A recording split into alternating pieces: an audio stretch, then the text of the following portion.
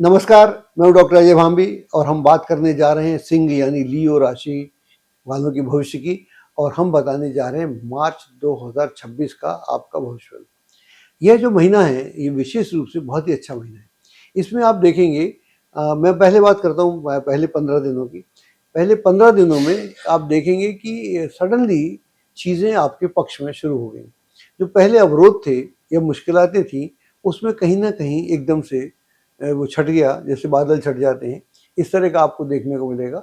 और अगर आप कोई डील करना चाह रहे हैं या बिजनेस में हैं आप, या लोगों से मिलना जुलना करते हैं, या कोई अपना आजकल तो लोग एआई के थ्रू बहुत सारे नए नए काम करना चाहते हैं, आप अपना कोई स्टार्टअप करना चाहते हैं, जो भी आपके विचार हैं उस विचार को आप अमल में ला सकते हैं।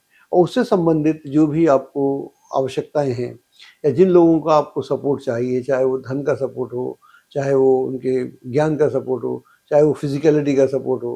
कई बार आदमी को ऐसे लोग चाहिए जो आपके साथ मिलके काम करें, वो पार्टनर बने ना बने लेकिन एक मिलजुल के काम होता है। तो उस तरह की स्थिति में आपको कोई दिक्कत नहीं आएगी। और आपके जो विचार हैं, जो आपके आइडियाज़ हैं, क्योंकि आपके पास काफ़ी अच्छे अच्छे विचार रहते हैं, आप अपने विचारों को आगे बढ़ाना चाहते हैं और आप चाहते भी हैं कि एक टीम लीडर की तरह आप उन विचारों को, ऐसे लोग मिले जो आपको सहयोग दें। तो उस तरह के लोग मिलेंगे जो आपको फॉलो करना पसंद करेंगे, जो आपके साथ काम करना पसंद करेंगे। और कुछ लोग ऐसे मिलेंगे जो आपकी मदद भी करना शुरू करेंगे। तो इसको अपने ईगो को बीच में नहीं लाना और इसको नेगेटिव नहीं सोचना, क्योंकि कोई आपकी मदद, आप मदद करते हैं, दूसरा थोड़ी सोच रहा है तो अपना ईगो, मेरा ईगो को हर्ट कर दिया। तो मतलब आप, एक आदमी चाहता है कि मेरे पास में ये बात है, मेरे पास में एक आइडिया है, मेरे पास में ज्ञान है, मैं एआई में कुछ जानता हूँ, या मैं स्टार्टअप में कुछ जानता हूँ, या मैं इंजीनियरिंग को जानता हूँ, या मेरे पास कोई ऐसा फॉर्मूला है जिससे आदमी की हेल्थ अच्छी हो सकती है, कुछ भी व्हाटएवर। तो वो जो है उसको मैं ठीक कर सकता हूँ। तो दूसरा आदमी महसूस करता है कि हर आदमी हर बात नहीं सोच रहा है। जो आप सोच रहे हो मैं नहीं सोच रहा हूँ, जो मैं सोच रहा हूँ आप नहीं सोच रहे हैं। ऐसे ही आपका मित्र या आपका जो भी संपर्क है, तो वो सब नहीं सोच रहे हैं। लेकिन जो वो सोच रहे हैं उस पे उनका मनन है, उस पे उनका समय दिया है उन्होंने, उसके लिए उन्होंने ज्ञान प्राप्त किया है। ज्ञान प्राप्त करने के बाद जब कोई आदमी किसी बात को लेके आता है, विचार को लेके आता है, तो उस विचार पे उसका मनन होता है, उसका अंडरस्टैंडिंग होता है, उस विचार पे उसने काफ़ी इमेजिन किया होता है, उस विचार संबंधित जो भी लिटरेचर हो सकता है या जो भी जानकारी हो सकती है उसने प्राप्त की होती है। वरना अगर ऐसा नहीं है तो उसके विचार में दम नहीं है, फिर आप उसका विचार नहीं सुनना पसंद करोगे। ऐसे आपके विचार हैं तो आप विचारवान व्यक्ति हैं और आप स्थितियों के हिसाब से अपने को मोल्ड नहीं करते हैं, लेकिन यहाँ करना है। हाँ, सिंह राशि के लोग थोड़ा-सा ईगो वाले होते हैं। उनका ईगो बहुत आगे आ जाता है कि अच्छा मुझको बता रहा है, मुझको सिखा रहा है। नहीं, नहीं, सीखना तो सबको है। सिंह हो या कर्क हो, सीखने में क्या प्रॉब्लम है? सीखने तो आए इस दुनिया में, सीखेंगे नहीं तो बनेगा क्या? कुछ बात आप जानते हैं, कुछ बात मैं जानता हूँ, तो आप मेरी बात सीख लें, मैं आपकी बात सीख लूँ। आई थिंक यही हमारा कम्युनिकेशन है, यही कम्युनिकेशन स्किल है और यही हमारा समाज है। तो समाज में एक दूसरे के बिना हमारा काम चलता नहीं। तो कहने का तात्पर्य ये था कि आपके जो विचार हैं उसमें आपको लोग मिलेंगे जो आपके विचारों को आगे बढ़ाना चाहेंगे।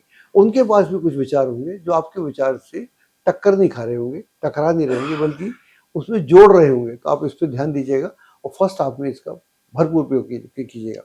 जैसे ही आप सेकंड हाफ में आते हैं 15 तारीख के बाद, तो आप देखेंगे कि स्थितियाँ थोड़ी-सी डल हो रही हैं।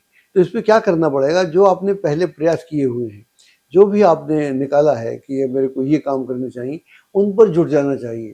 क्योंकि अब यहाँ पर आप नयापन नहीं ला पाएँगे, जो आपका ऑलरेडी है उसको बढ़ाएँगे तो वो ठीक हो जाएगा और यहाँ आपको उसी को करना पड़ेगा।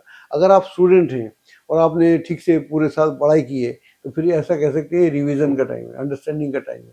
ये यहाँ पर खुद से एग्ज़ाम देने का टाइम है। तो इस तरह से जो भी हमने सीखा है, जो भी हमने जाना है, उसका हम कैसे सदुपयोग कर सकते हैं।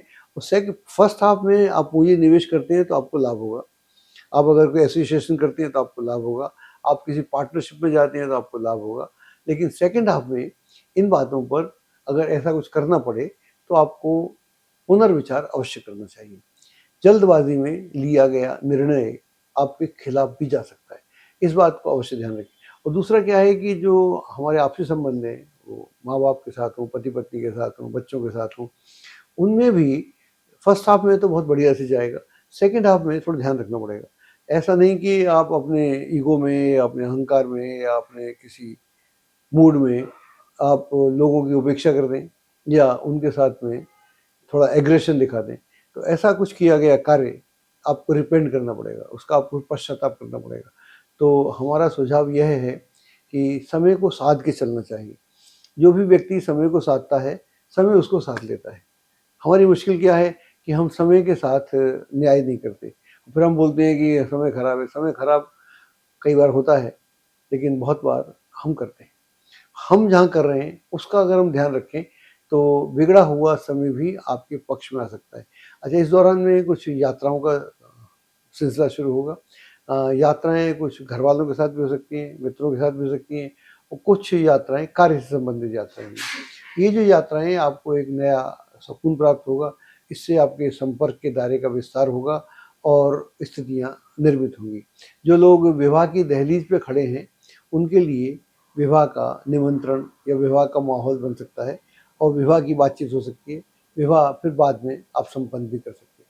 कुल मिलाकर ये मिला-जुला महीना है, लेकिन अच्छा वक़्त ज़्यादा होगा इसमें, अच्छा पक्ष इसका ज़्यादा है, उसका आपको इस्तेमाल करना चाहिए, इसका लाभ उठाइए और फिर आपका डंका बजना शुरू हो जाएगा।